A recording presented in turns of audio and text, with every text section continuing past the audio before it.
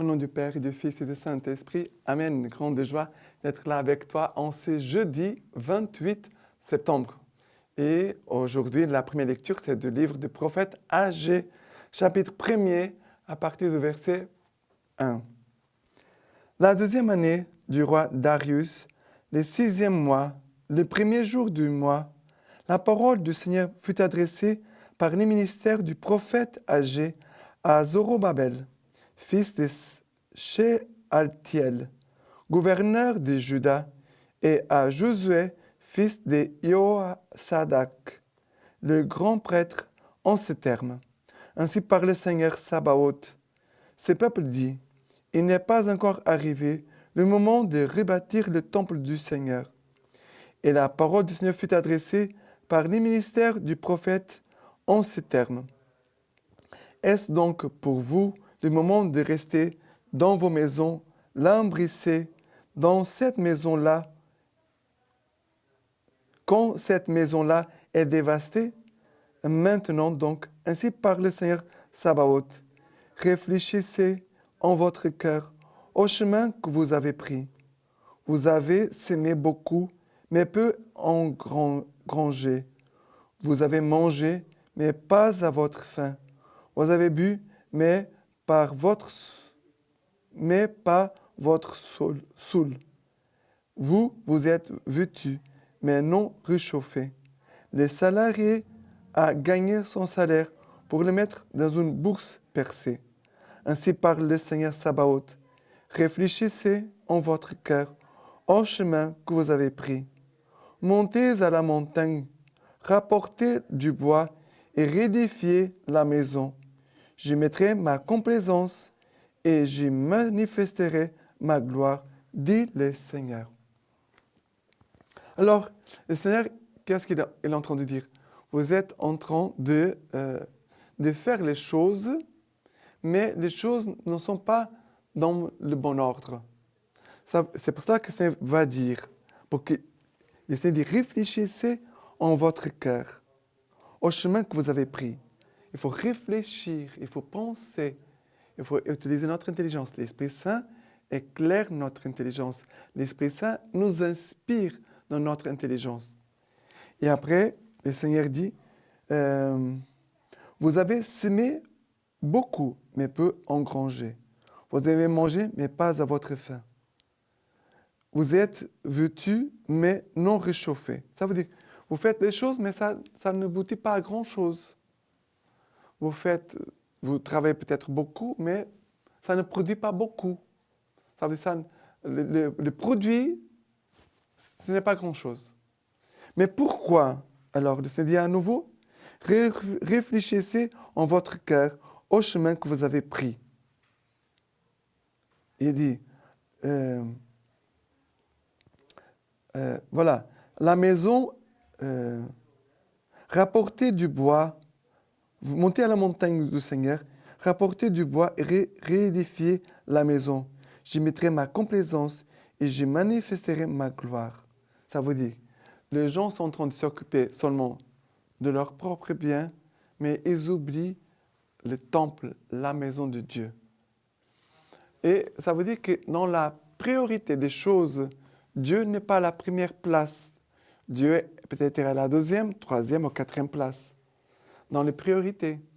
Le Seigneur est en train de dire, il faut me mettre à la première place. D'ailleurs, c'est cela que Jésus va dire dans l'Évangile. Cherchez le royaume de Dieu et sa justice, et toutes les autres choses vous seront données par surcroît. Cherchez d'abord le royaume de Dieu et sa justice. Cherchez d'abord en premier. Jésus, déjà dans l'Évangile, va nous enseigner cela. Et ici, le Seigneur est en train de parler la même chose par la bouche du prophète Agé et aussi de Josué. Voilà ce que le Seigneur nous dit aujourd'hui, de prendre soin de la maison de Dieu, que c'est notre temple, notre âme, mais aussi nos chapelles, nos églises. Il faut prendre soin. Et aussi, on pourrait dire même prendre soin de la vie spirituelle. Ça veut dire qu'on peut parfois, même au niveau de l'église, avoir beaucoup d'activités dans nos paroisses, mais les activités ne sont pas en train de produire des fruits spirituels pour le bien des âmes. Parce qu'une âme qui n'est pas bien soignée, bien nourrie, elle n'est pas fortifiée, elle n'est pas forte.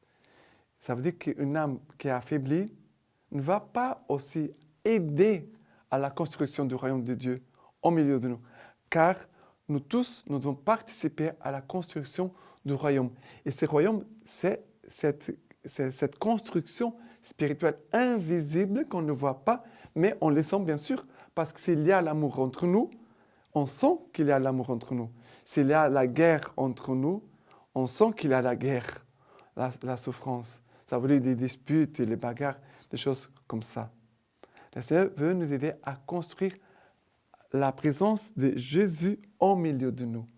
Quand je parle de notre âme, je parle de l'Église, je parle aussi de la présence sur cette terre, là, au milieu de nous.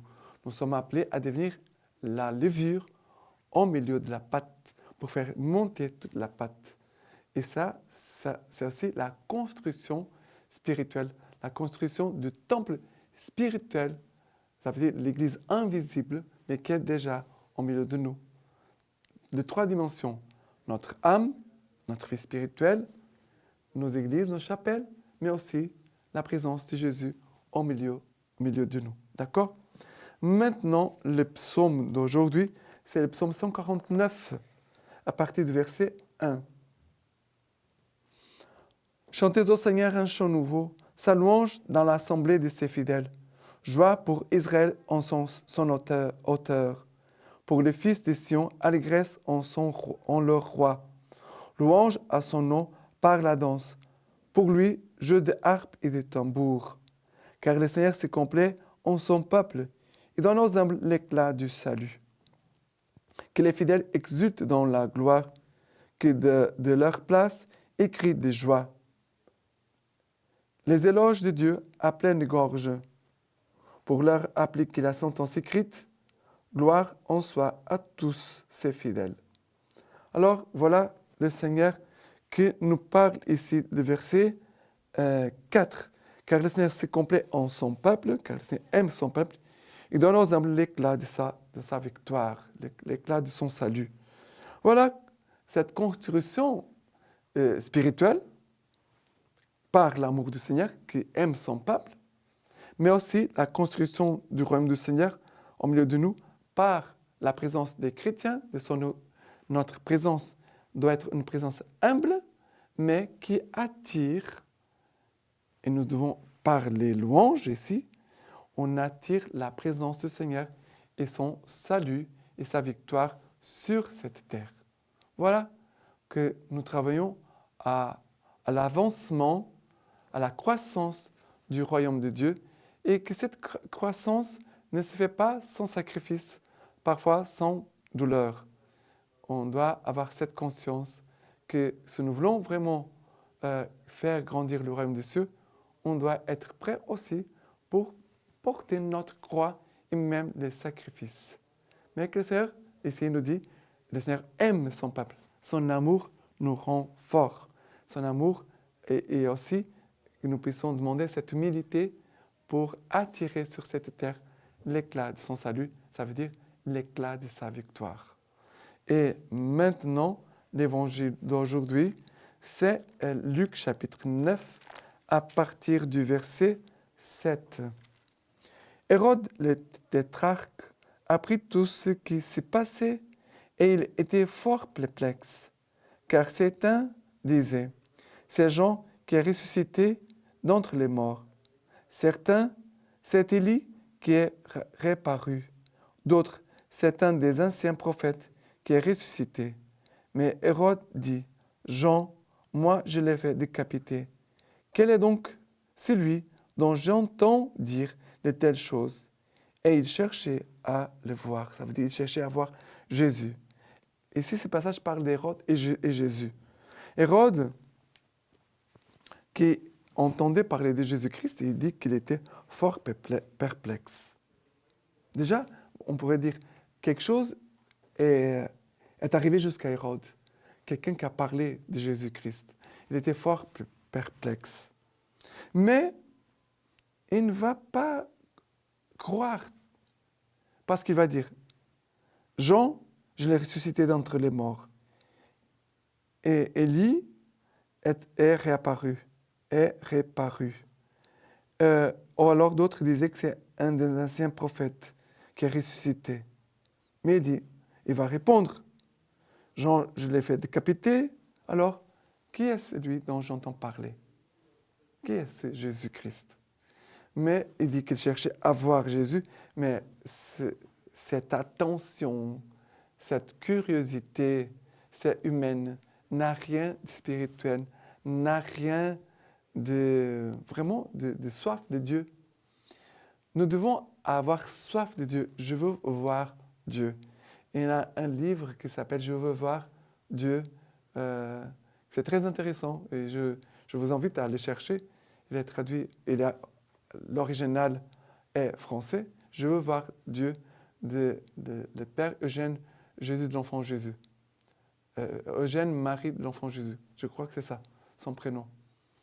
Et qui nous invite vraiment à nous unir à Dieu, à chercher Dieu, à apporter cette soif à la présence de Dieu.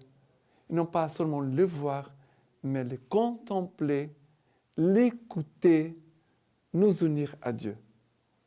Notre vie, Dieu nous a donné notre vie pour cette communion avec Dieu. Et maintenant, la lecture patristique d'aujourd'hui de Saint Augustin. Écoutez et apprenez, brebis de Dieu. Je fais de toi un guetteur pour la maison d'Israël. Au contraire, si tu avertis les méchants et qu'ils ne se détournent pas de sa méchanceté et de sa conduite mauvaise, lui mourra de son péché. Mais toi, tu auras sauvé ta vie. Est-ce qu'il retire les brebis au mauvais pasteur pour les donner au bon pasteur? Je constate qu'il retire les brebis au mauvais pasteur. Voici que j'interviens contre les bergers. Je leur reprendrai mes brebis. Je les empêcherai de les conduire. Et ainsi, ils ne seront plus bergers. En effet, j'avais dit qu'ils soient les bergers de mes brebis. Mais puisqu'ils sont bergers d'eux-mêmes et non de mes brebis, je leur reprendrai mes brebis. C'est pour moi qu'ils parlent. C'est pour eux qu'ils agissent.